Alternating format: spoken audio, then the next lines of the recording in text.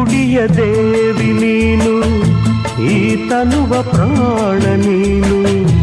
ಬಾಳಲ್ಲಿ ನೆಮ್ಮದಿ ನಿನ್ನಿಂದ ಕಂಡೆನು, ನೀ ಅಳಲು ನೋಡಲಾರೆ, ನೀ ಇರದೆ ಬಾಳಲಾರೆ. ನನ್ನಲ್ಲಿ ಕೋಪವೇ ನಾನಿನಗೆ ಬೇಡವೇ, ನೀ ದೂರವಾದರೆ ನನಗಾರು ಆಸರೆ.